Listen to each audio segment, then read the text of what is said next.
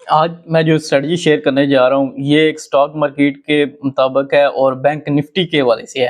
क्योंकि मोस्ट ज़्यादातर बिगिनर जो यही चाह रहे होते हैं कि हम निफ्टी के ऊपर, बैंक निफ्टी के ऊपर ट्रेडिंग कैसे करें।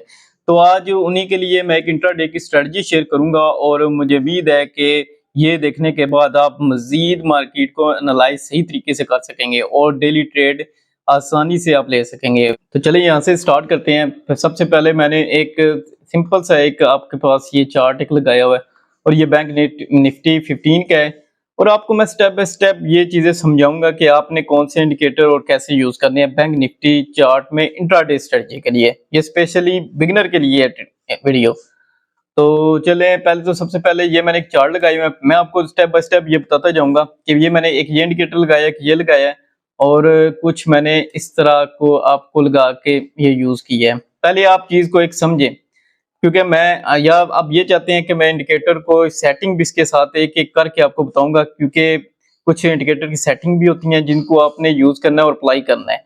एक चीज तो ये है। दूसरी आप ये देखें कि यहाँ से आपने इन चीजों को नोट करना है कि यहाँ से मैंने एक ये चार्ट लगाया हुआ है, ये वाला ब्रेकआउट हुआ है, मींस कि यहाँ से बाइंग की मार्केट स्ट्रांग हुई है। तो यहाँ से मैंने एक लगाई है और यहाँ से भी आपने देखना है, यहाँ से हुई है। लेकिन यहाँ से आपने अगर दोनों मिल गई हैं तो इट मीन्स कि यहाँ से एक्यूरेट सिग्नल नहीं बनता बाय या सेल स्टॉप का। एक तो ये बात होगी। दूसरी मैं आपको बताता हूँ पीछे करके कि जो टाइम फ्रेम मैं यूज कर रहा हूँ वो 3 मिनट्स का भी यूज कर रहा हूँ, क्योंकि इस स्ट्रेटजी के लिए सबसे 3 मिनट का आपने टाइम फ्रेम यूज करना है। और इसमें एक ये भी चीज देख लें, यहाँ से भी एक ब्रेकआउट हुआ है जो कि ऊपर निकला है, ये वाला यहाँ से एक सही है ब्रेकआउट होके तो मार्केट ऊपर निकली है।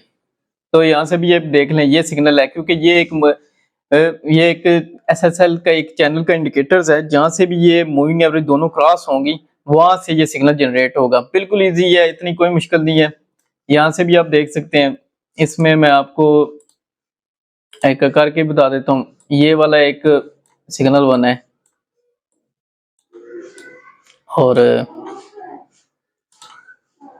इससे अगर हम पीछे जाएं तो ये भी और भी बड़ी सारी एग्जांपल हैं जो बैंक निफ्टी के चार्ट के ऊपर मैं आपको शो करता जाऊंगा स्टेप बाय स्टेप कि आपने कैसे ट्रेड करनी है। फॉर एग्जांपल अभी तो आप देख लें कि अगर ये मैंने लगाता हूँ, यहाँ से मैं इसको क्लोज करता हूँ। आपने पहले एक ये चीज नोट करनी है कि यहाँ से भी क्रॉसिंग हुई है और यहाँ से भी क्रॉसिंग हुई है। ये क्रॉसिंग हो गई है और इट मीन्स कि ये सेलिंग का ट्रेंड दिखा रहा है। यहाँ से सेलिंग का ट्रेंड स्टार्ट हो गया। पहले यहाँ से क्रॉसिंग होगी, बाद में यहाँ से क्रॉसिंग होगी। और इसको हमने यूज कैसे करना है,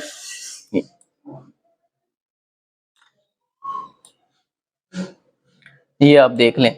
जो कैंडल की लास्ट यहाँ से क्रॉसिंग होगी, ये वाली इसकी जो कैंडल के पीछे वाली लास्ट हाइट होगी, यहाँ से इसका स्टॉप लॉस लगेगा और टेक प्रॉफिट। आप यहाँ से देखें मार्केट कितनी डाउन में गई है।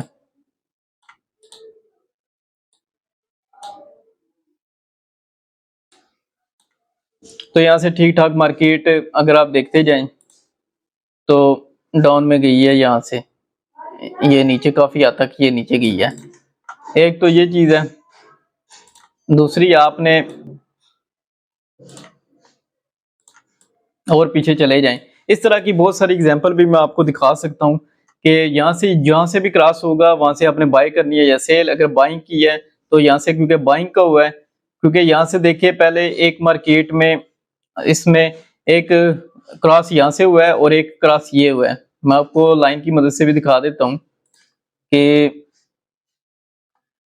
एक क्रॉस ये इधर हुआ है और एक क्रॉस ये हुआ है।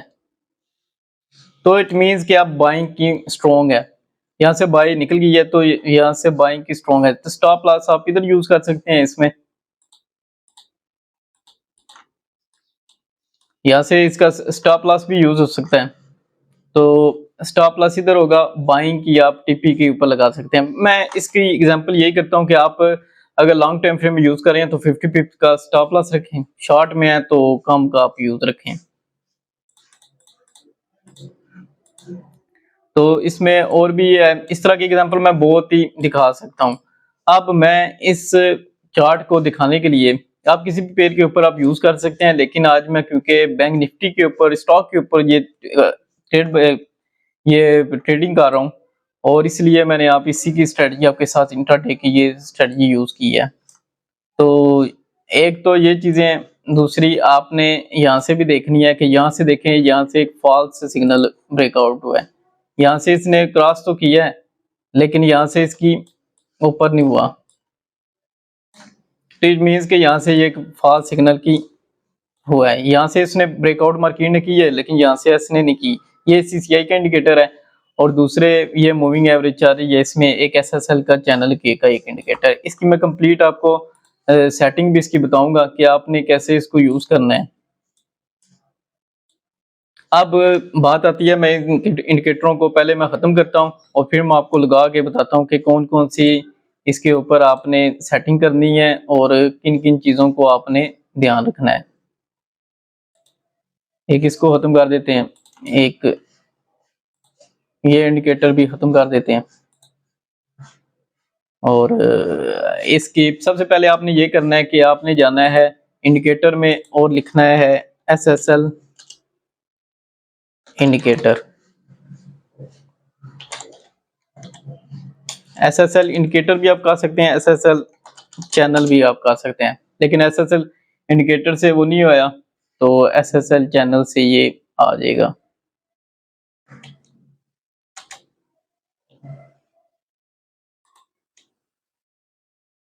ये एक एसएसएल चैनल से आ गया। इसको मैं थोड़ा सा बड़ा कर देता हूं ताकि सही तरीके से आपको नजर भी आए।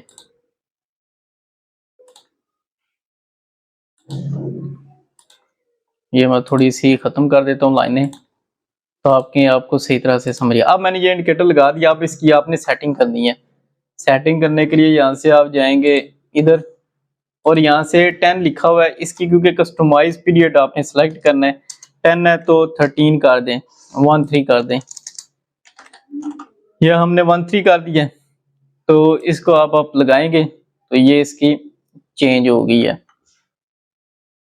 और एक और इंडिकेटर है, ये पे हमने पहले लगा लिया, और दूसरा अपने इंडिकेटर लगाना है सीसीआई का।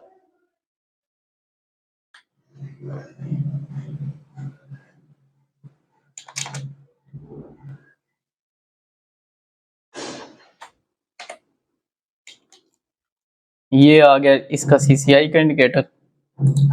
अब आप अपने वाली अब इसके हिसाब से आपने अपने वैल्यू भी सिलेक्ट कर सकते हैं, लेकिन यहाँ पे 20 वैल्यू लिखी हुई है तो मैं इसकी थोड़ी सी चेंजिंग करता हूँ जो मैंने आपको बताई है।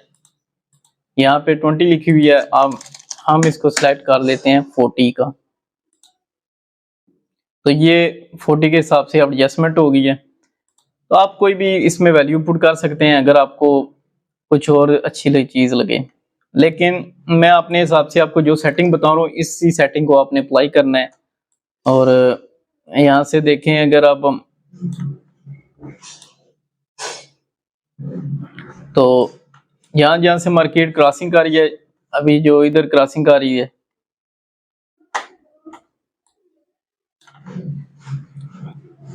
एक ये क्रॉसिंग हुई थी, एक ये वाली मैंने पहले ही उसको निशान लगा के रखा हुआ है। यहाँ से ये क्रॉसिंग मार्केट हुई है, तो एक यहाँ से भी एक हुई है, यहाँ से आप देख लें ऊपर से, क्योंकि मार्केट यहाँ से इसने ब्रेकआउट का लेवल ये दे दिया है।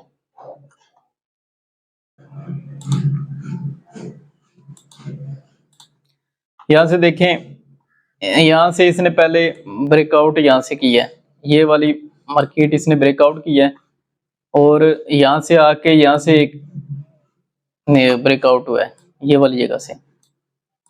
तो इट मीन्स कि यहाँ से दे दिया है और इसने भी दे दिया, मीन्स कि अब यहाँ से स्ट्रॉन्ग एक सिग्नल बनता है जिसका आप एसएल और टीपी सेलेक्ट कर सकते हैं। एसएल इसकी लास्ट हाइट के ऊपर होगा और जो टीपी होगा वो आप 50 या जो भी आपको अच्छा लगे वो भी आप इसमें इस्तेमाल कर सकते हैं, लेकिन 50 पिप्स का स्टॉप लॉस आप रख लें तो वो ज्यादा बेहतर है।